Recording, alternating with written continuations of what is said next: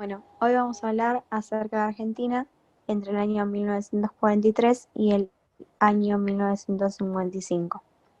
Se puede decir que todo esto comienza en 1943 con el gobierno militar instaurado por el golpe de Estado.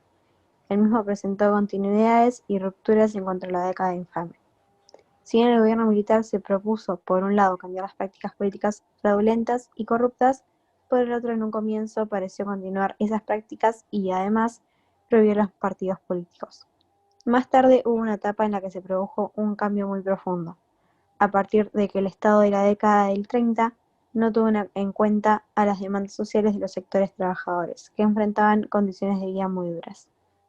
Esto comenzó a cambiar cuando a finales de 1943, cuando el coronel del ejército, Juan Domingo Perón, se puso al mando del Departamento Nacional del Trabajo.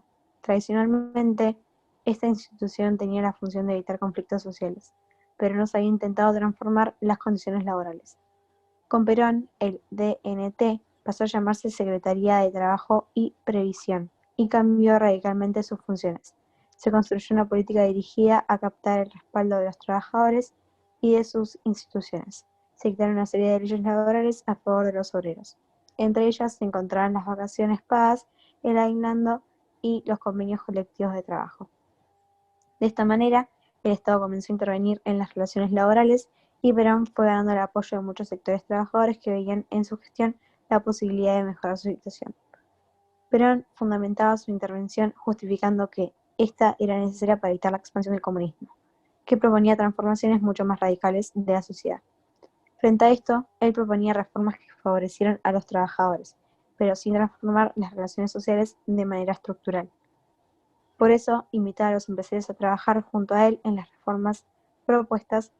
Planteaba que si el Estado no intervenía en el ámbito social, el creciente malestar de la clase trabajadora podría favorecer el avance del comunismo y poner en peligro el orden existente. Para comienzos de 1945, el triunfo de los aliados en la Segunda Guerra Mundial era casi seguro, y el gobierno militar de Farrell tuvo un cambio de rumbo. Esto no solo provocó que se le declare la guerra a Alemania, sino que también alejó a las figuras del gobierno del ala más nacionalista. Restableció las libertades políticas y convocó elecciones para 1946. A partir de esto, lo que se busca era reconciliarse con los aliados y contar dentro de la Argentina aliados para presentar una sucesión legítima. Ninguno de los dos proyectos tuvo el triunfo esperado. Los Estados Unidos no perdonaron a la Argentina haberse mantenido neutral hasta casi fines de la guerra, y la oposición, en lugar de aliarse, vio la apertura como un signo de debilidad. Perón aspiraba a la presidencia, pero tenía varias frentes de oposiciones. En primer lugar, los sectores patronales, que a pesar del discurso que había dado en la bolsa, veían con preocupación las políticas del Estado en el mundo del trabajo y lo alentaban a movilizar a la civilización obrera. Por otro lado, se constituyó un frente común formado por estudiantes universitarios, profesionales e intelectuales que rechazaban la identificación de Perón con los nacionalistas antiliberales. Por eso, el secretario de Trabajo empezó a estrechar sus lazos el 12 de julio de 1945 con los trabajadores, quienes pasaron a conformar su principal fuente de apoyo.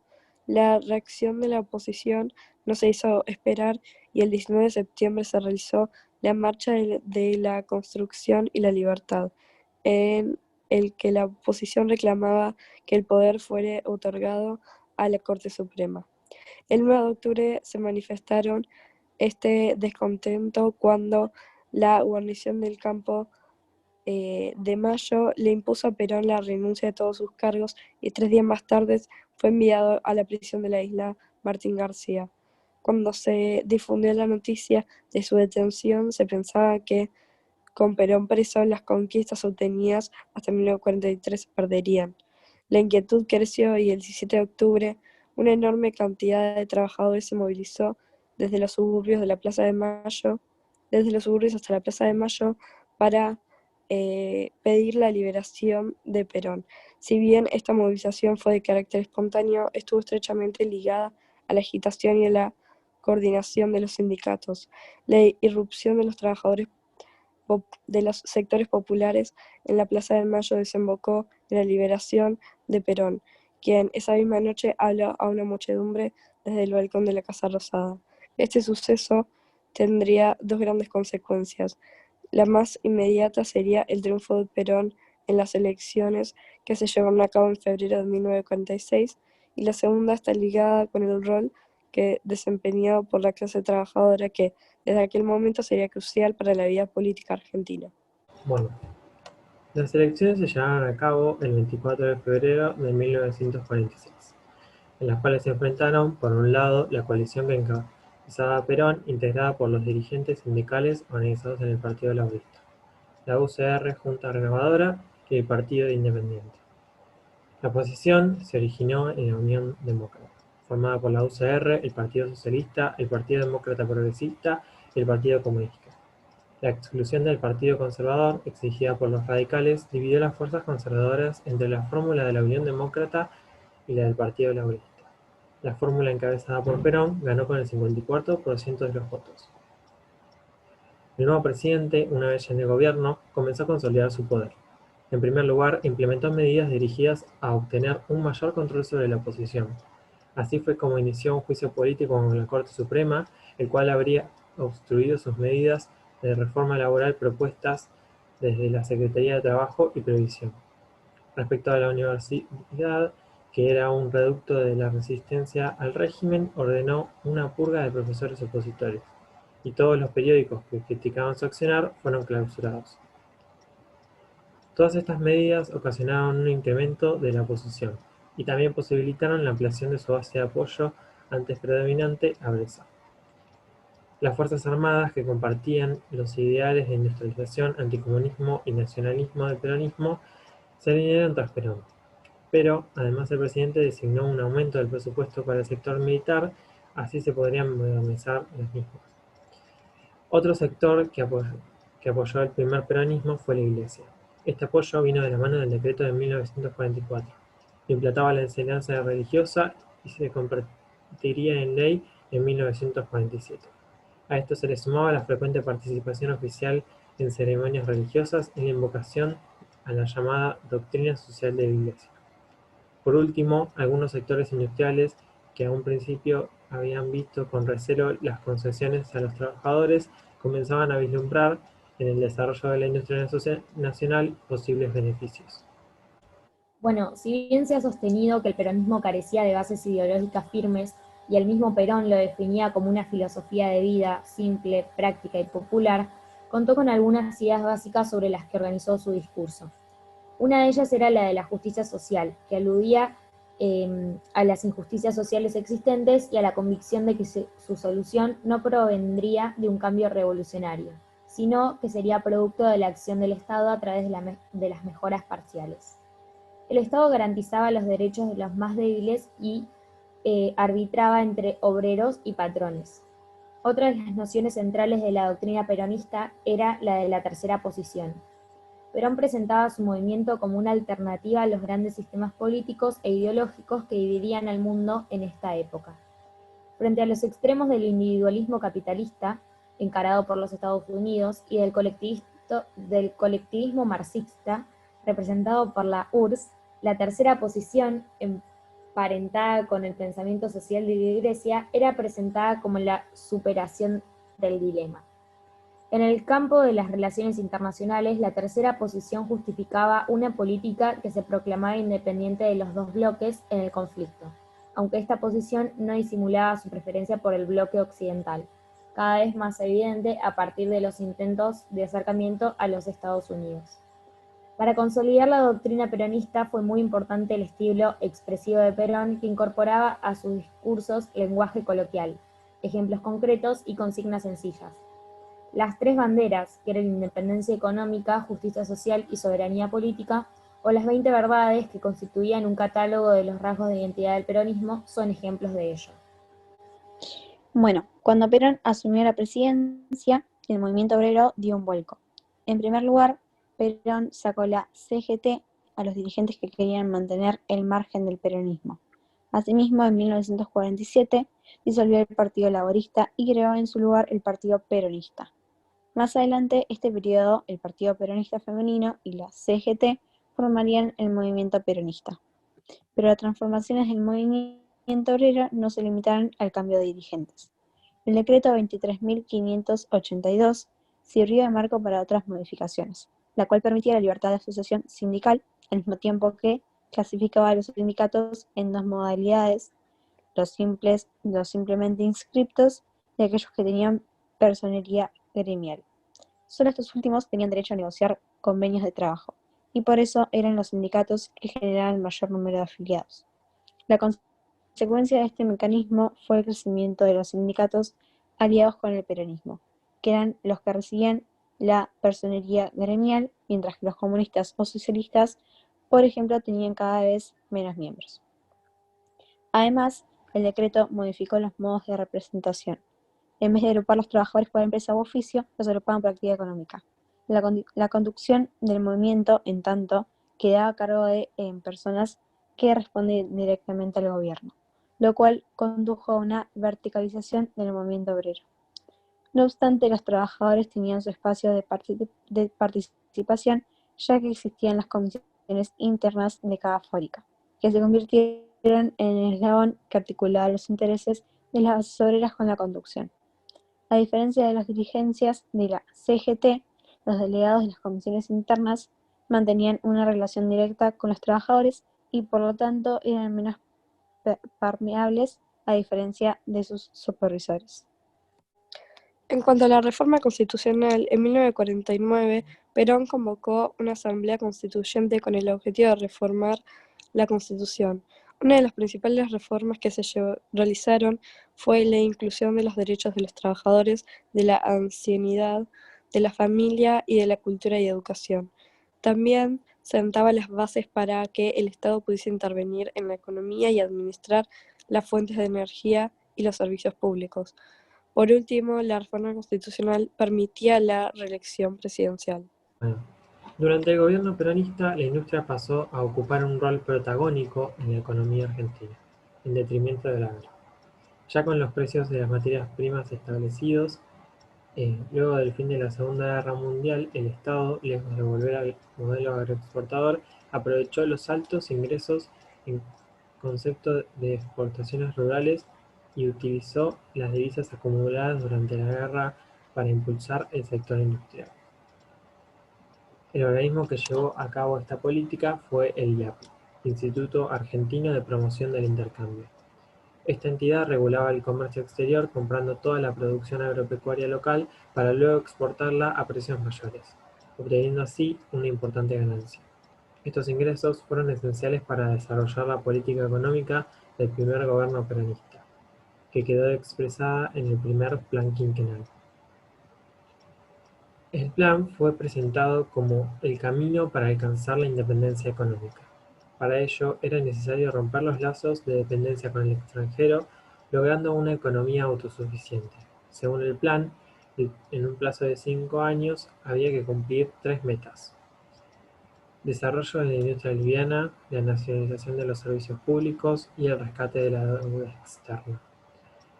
El proceso de industrialización fue estimulado por los créditos que otorgaba el Banco de Créditos Industrial a empresarios locales con el objetivo de aumentar la inversión. A su vez, se estableció un régimen arancelario que protegía la industria local de las importaciones, pero ofrecía facilidades a las compras de maquinarias e insumos al exterior necesarias para poner en funcionamiento el proceso industrializador. Ahora bien, si la industria iba a producir grandes cantidades de mercaderías, era necesario garantizar una demanda que pudiera consumirlas. Por eso, el plan incluyó políticas orientadas a aumentar la capacidad de consumo de la población. Entre ellas, destacó el aumento de los salarios, que permitió hacia el año 1949 que los trabajadores recibieran el 53% de la riqueza producida en el país. Las nacionalizaciones de los servicios públicos, además de romper otro lazo con el extranjero, permitieron abaratar las tarifas de estos.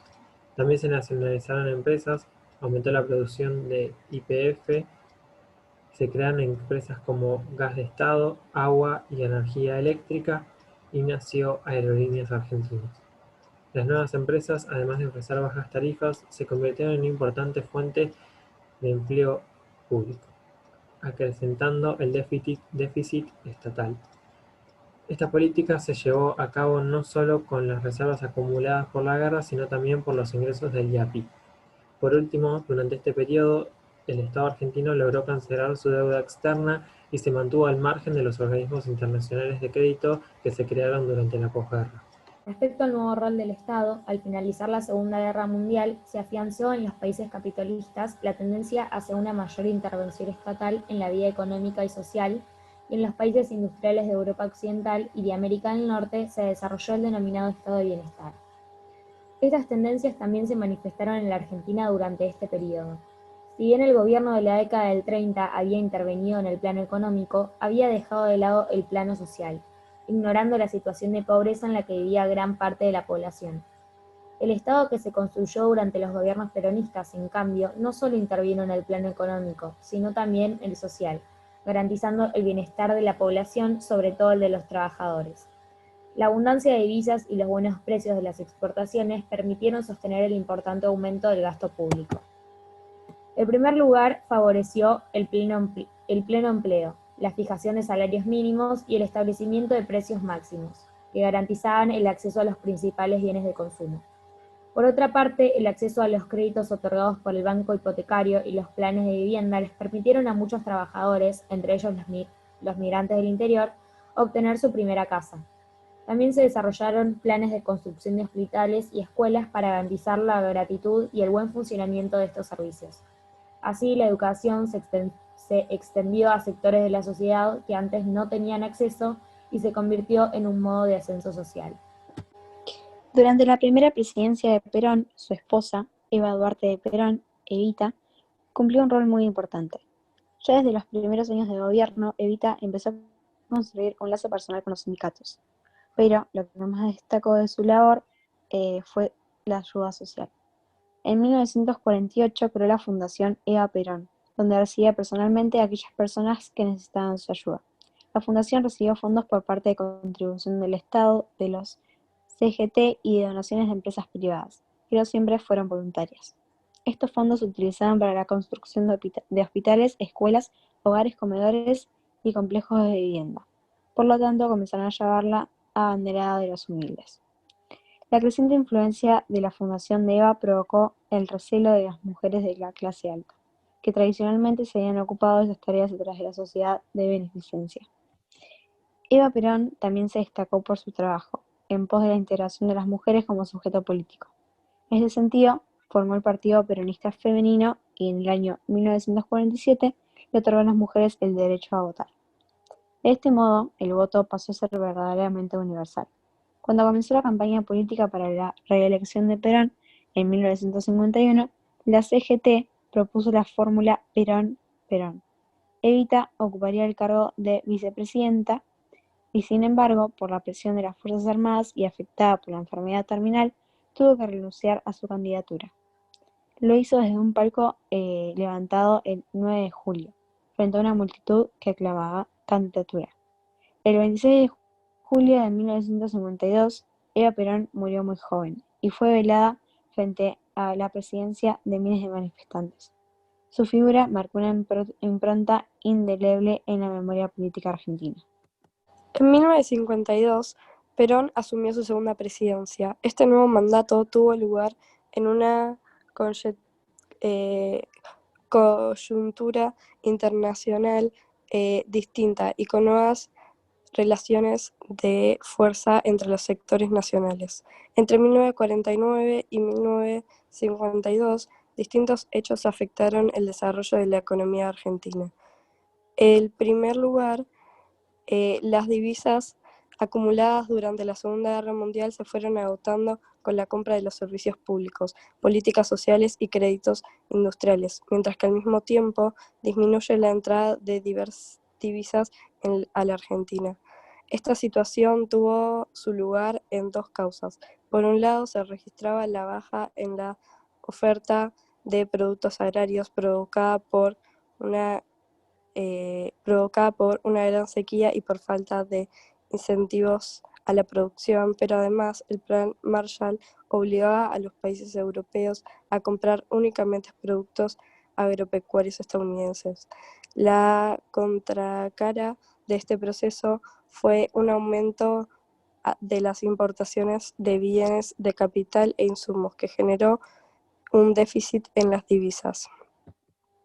Las nuevas condiciones económicas a las que se asumía una fuerte inflación le impusieron al gobierno el cambio de rumbo. Así, en 1952 se puso en marcha el segundo plan quinquenal, que postulaba una política económica con importantes modificaciones respecto al plan anterior. En primer lugar, el IAPI dejó de ser el organismo que subsidiaba a la industria y comenzó a financiar la actividad agropecuaria.